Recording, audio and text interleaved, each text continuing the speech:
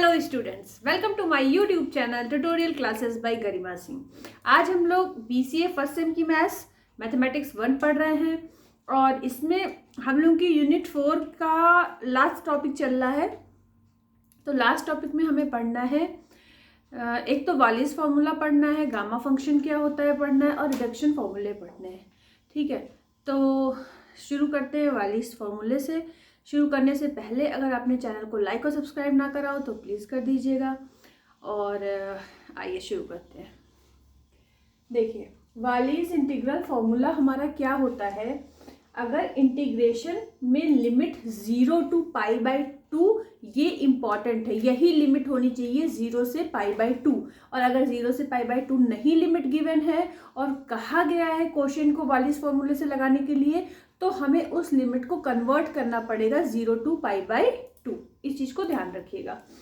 Sign की power mx, sine की power mx, cos की power nx dx, where n belongs to n, मतलब natural number को belong करते हैं। तो वालिस फॉर्मूला होता है जब दोनों m और n की वैल्यू दोनों इवन हो, या फिर दोनों में एक ऑड हो एक इवन हो। ठीक है, जरूरी नहीं है कि या फिर दोनों क्या कहते हैं ऑड हो या कुछ। ठीक है, तो दो तरह के फॉर्मूले इसमें अप्लाई होते हैं। तो if both m and n are not even, अगर दोनों इवन नहीं है, इसका क्या मतलब है, एक ऑड हो सकता है एक इवन हो सकता है। ठीक है, तो फॉर्मूला क्या हो जाता है, m-1। m क्या होता है, साइन की पावर में जो लिखा होता है वो m होता है, कॉस की पावर जो होती है वो n होती है। ठीक है, तो m-1, m-3, m-5, m-7 dash dash dash 2 और 1 लास्ट में, फिर ऐसे ही इनटू में n-1, n-3 dash dash dash. Upon में क्या होता है, m plus n into m plus n minus 2, m plus n minus 4, m plus n minus 6 dash dash dash. ठीक है, अगर बोथ इवन है फंक्शन तो पूरा फॉर्मूला तो वही होता है हमारा, बस इनटू में π/2 लग जाता है। ठीक है, तो अब देखिए हमारा ये क्वेश्चन है, साइन की power 4x cos square x, limit 0 to π/2 given है।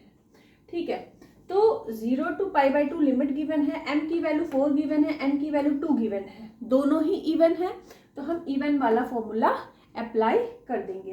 तो इवन वाला फॉर्मूला हमने अप्लाई करा तो क्या होगा, m-1 4 - 1 4 - 3। अब जब 4 - 5 करेंगे तो माइनस में चली जाएगी वैल्यू, तो उसको हम नहीं लेंगे, छोड़ देंगे वहीं पे। और ऐसे ही यहाँ पे देखिए 2 - 1 2 - 3 नहीं करेंगे, तो 2 - 1 1 हो गया।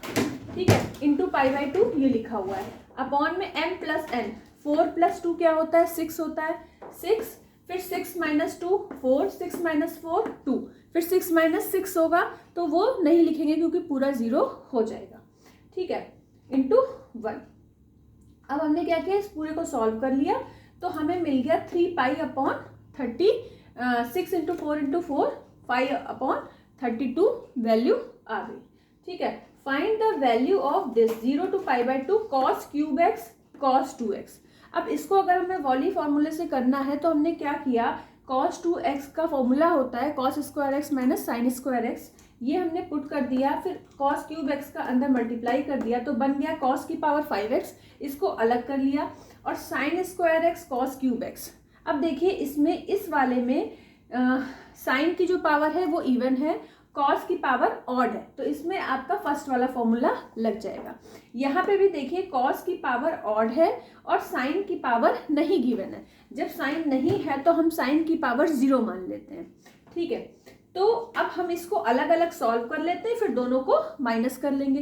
तो पहले हमने फर्स्ट वाला सॉल्व करा, यहाँ साइन की पावर 0x लिख दिया, मतलब m की वैल्यू क्या है, यहाँ पे 0 है, n की वैल्यू n है। ठीक है, तो ये वाला फॉर्मूला लगाया, तो अब 0 से कुछ भी आप माइनस करोगे माइनस में आएगा, तो इसलिए ये चीज नहीं यूज करेंगे। अब n-1 तो मतलब 5 - 1 5 - 3, उसके बाद 5 - 5 होगा, वो हम नहीं करेंगे क्योंकि 0 हो जाएगा, इतना ही करेंगे। अपॉन में m प्लस n, तो टोटल 0 + 5 क्या होगा, 5, तो 5 × 5 - 2 3, फिर 5 - 4 1, तो ये हो गया। ठीक है, तो क्या आ गया 8/15, ये आ गया फर्स्ट वाले को सॉल्व करके। सेकंड वाले को हमने लिया, इसमें भी देखिए दोनों का सम क्या है 5 है, तो अपॉन में सेम नंबर्स आएंगे 5 × 3 × 1, और ऊपर क्या आएगा 2 -1, फिर 2 - 3 नहीं कर पाएंगे क्योंकि माइनस में हो जाएगा नंबर। उसके बाद ऐसे ही 3 - 1 करेंगे, फिर 3 - 3 नहीं कर पाएंगे क्योंकि 0 हो जाएगा। ठीक है, तो अब ये आ गया 2/15। अब देखो इसकी वैल्यू आ गई 8/15, इसकी आ गई 2/15, दोनों को माइनस करिए तो मिल जाएगा 6/15। इसको और सॉल्व कर लीजिए तो मिल जाएगा 2/5। तो इस तरीके से वॉली इंटीग्रल फॉर्मूले पे क्वेश्चन हम करते हैं। एक क्वेश्चन और हम बताएंगे, ठीक है, तो उसको हम वाली फॉर्मूले से भी बताएंगे और गामा फंक्शन से भी, दोनों तरीके से उसको कर सकते हैं। और कैसे हम उसकी लिमिट 0 to π/2 नहीं गिवन है, लेकिन कैसे वो लिमिट 0 to π/2 में कन्वर्ट हुई, इसको आप सीख लेना। ठीक है, तो इस तरह के जो क्वेश्चन होंगे वो आप वाली फॉर्मूले से भी कर सकते हो, गामा फंक्शन से भी कर सकते हो, लेकिन इसके लिए एक इम्पॉर्टेंट चीज ये होनी चाहिए कि लोअर लिमिट 0 होनी चाहिए, अपर लिमिट π/2 होनी चाहिए। ठीक है, तो फटाफट इसको नोट डाउन करिए, इसके बाद हम लोग करेंगे।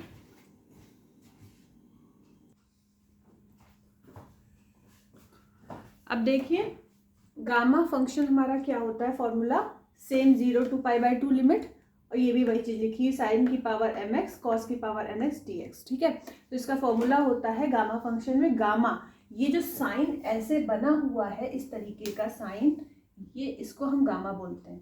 जैसे फैक्टोरियल का साइन ऐसे होता था, जैसे फैक्टोरियल 2 लिखना है मान लो, तो चाहे ऐसे लिखो और चाहे ऐसे लिखो, लेकिन गामा 2 लिखने के लिए ऐसे लिखना है।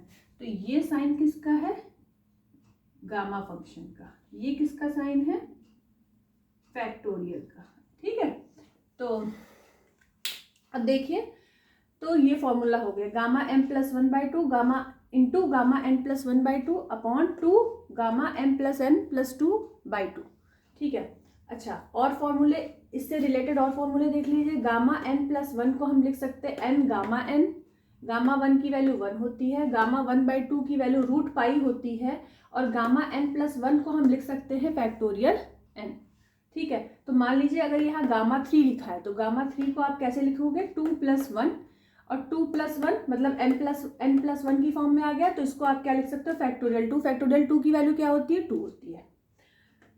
अब देखिए अगर आपको गामा 5 की वैल्यू सॉल्व करनी है, तो गामा 5 कैसे सॉल्व करोगे, 4 + 1, 4 + 1 को हमने लिख दिया फैक्टोरियल 4, तो फैक्टोरियल 4 क्या होता है 4 × 3 × 2 × 1, 24 आ गया। गामा 5/2 को सॉल्व करना है, तो आपने क्या लिखा 3/2 + 1, तो इसको अब आप इस फॉर्म में लिख दीजिए n गामा n, 3/2 गामा 3/2, फिर से 3/2 को आप लिख सकते हो 1/2 + 1, तो अब इसको क्या लिखोगे 1/2 × गामा 1/2। अब गामा 1/2 की वैल्यू √π होती है, तो √π लिख दिया, ये 3/4 हो गया। तो गामा 5/2 की वैल्यू 3/4 √π होती है। इसको आप डायरेक्ट यूज कर सकते हो अगर आपको याद है तो। ठीक है, इसके बाद हमारा क्वेश्चन ये है, इसको हम दोनों तरीके से करेंगे, वालिस फार्मूले से भी करेंगे, गामा फंक्शन से भी करेंगे। तो अब आप देखो यहाँ पे लिमिट 0 to a है। अब जब 0 to a लिमिट है तो हम कैसे अप्लाई करें, या तो वालिस फार्मूला भी अप्लाई नहीं कर सकते, गामा फंक्शन भी अप्लाई नहीं कर सकते, क्योंकि दोनों में लोअर लिमिट 0 और अपर लिमिट π/2 होनी चाहिए। अब क्या करें, तो इसके लिए फिर हमने क्या किया कि यहाँ पे x = a sin थीटा ले लिया। इसको जब डिफ्रेंशिएट करेंगे तो dx = a cos theta d theta आ जाएगा। इसके बाद अब तो लिमिट थीटा में हो जाएगी, तो जब आप x = 0 पुट करोगे तो थीटा = क्या आएगा 0 आएगा, क्योंकि साइन 0 की वैल्यू क्या होती है 0 होती है। जब x = a पुट करोगे तो क्या होगा a/a 1 हो जाएगा। साइन थीटा में किसकी वैल्यू जो है 1 होती है π/2 की, तो थीटा की वैल्यू क्या हो गई π/2 हो गई। तो अब लिमिट आपकी हो गई 0 से π/2। x की जगह क्या पुट करना है a sin theta, d theta की जगह क्या पुट करना है, dx की जगह क्या पुट करना है a cos theta d theta, a cos theta d theta. यहाँ पे देखिए जब a² sin² थीटा हुआ, यहाँ पे a² आप कॉमन ले लो, 1 - sin² थीटा आ जाएगा। 1 - sin² थीटा क्या होता है cos² थीटा, जब बाहर आएगा तो बन जाएगा cos थीटा, और जो a² कॉमन लिया था वो भी अंडर रूट के बाहर आएगा तो बन जाएगा a, मतलब a cos थीटा आ जाएगा। ये ऊपर वाले a cos थीटा से कट जाएगा, बचेगा केवल इतना। अब इसमें देखिए m इज इक्वल टू तो 4 गिवन है, पर कॉस का टर्म ही नहीं है, तो मतलब n इज इक्वल टू क्या गिवन है, 0। अब हम पहले इसमें गामा फंक्शन वाला फॉर्मूला लगाते हैं। m प्लस 1/2 मतलब 4 प्लस 1/2 5/2, n प्लस 1/2 मतलब 0 प्लस 1/2 1/2। इसके बाद नीचे देखिए 2 लिख दिया, m प्लस n मतलब 4 प्लस 0 प्लस 2 6 हो गया, डिवाइडेड बाई 2 3 आ गया, तो गामा 3। अब गामा 5/2 की वैल्यू हमने यहाँ सिखाई थी निकालना, तो हमने सीधे से लिख दी 3/4 रूट पाई, और गामा 1/2 की वैल्यू रूट पाई होती है, तो ये रूट पाई लिख दिया। अब गामा 3 को हमने सिखाया, यहाँ 2 + 1 लिख सकते हैं, और 2 + 1 को फैक्टोरियल 2 लिख सकते हैं, इसकी वैल्यू 2 आ गई, 2 लिख दी। अब इस पूरे को आपने सॉल्व कर लिया, तो आपको मिल गया 3a⁴ π/16। अब हम इसमें वालिस फॉर्मूला लगाते हैं, ठीक है। वालिस फार्मूला से क्या होता है, अब वालिस फार्मूला लगाने के लिए हमें ये जानना पड़ेगा कि हम ऑड वाला वालिस फार्मूला लगाएं कि जब दोनों नंबर जब दोनों इवन होते हैं, या फिर दोनों ऑड नहीं होते हैं, ठीक है। मतलब एक इवन एक ऑड हो सकता है। तो अब जब इसमें इवन है, इवन वाला है, तो इस नंबर अगर एक ही दिया हुआ है, कॉस नहीं है इसमें, केवल साइन की फॉर्म में दिया हुआ है, तो हम, और साइन की वैल्यू जो पावर है वो इवन में है, तो हम इवन वाला फॉर्मूला ही अप्लाई करेंगे। तो हमने क्या किया, यहाँ पे m दिया हुआ है 4, तो क्या होगा 4 - 1 4 - 3, उसके आगे तो हो नहीं पाएगा 4 - 5 क्योंकि माइनस में चला जाएगा, तो 4 - 1 4 - 3। इसका n आपका 0 है, तो आगे वाला टर्म तो चला गया, उसे यूज ही नहीं करेंगे। अपॉन में m + n - 1, तो नहीं, m सबसे पहले m + n होता है, फिर इंटू m + n - 2 होता है। तो पहले तो हो गया 4 m + n, फिर m + n - 2, तो मतलब 4 - 2 2 आ गया। उसके बाद फिर -4 होता है, तो 0 हो जाएगा, तो उसे हम छोड़ देंगे। फिर ये इंटू π/2 लिखेंगे, क्योंकि इवन टर्म में π/2 होता है जब बोथ इवन होते हैं, तो a⁴। हाँ, तो अगर हमारा जो क्वेश्चन में एक ही टर्म दिया हुआ है साइन या कॉस में से, और वो इवन दिया हुआ, तो हम इवन वाला फॉर्मूला अप्लाई करेंगे, ठीक है। तो अब हम इसको सॉल्व करेंगे, तो 4 - 1 क्या आ जाएगा 3, 4 - 3 1 होगा, लिखने की जरूरत नहीं है। π/2 ये π/2 तो उसका था फॉर्मूले का, a⁴ भी यहाँ लिखा हुआ है, वो हमने यहाँ लिख दिया है। अपॉन में क्या 4 × 2 है, तो 4 × 2 × 2 16 आ गया, ऊपर 3πa² आ गया। अब इन दोनों को आप मैच कर लो, सेम आंसर है, ठीक है। तो जो भी आपको सुटेबल पड़े एग्जाम में इस तरह के क्वेश्चन को करने के लिए, अगर बोला जाए कि आपको गामा फंक्शन से करना है तो वो फॉर्मूला अप्लाई करना, वालिस फार्मूला यूज करना है तो वो करना, लेकिन अगर कुछ भी नहीं बोला गया तो आप इनमें से कोई भी फॉर्मूला यूज करके क्वेश्चन कर सकते हो, ठीक है। तो आज का लेक्चर इतना ही।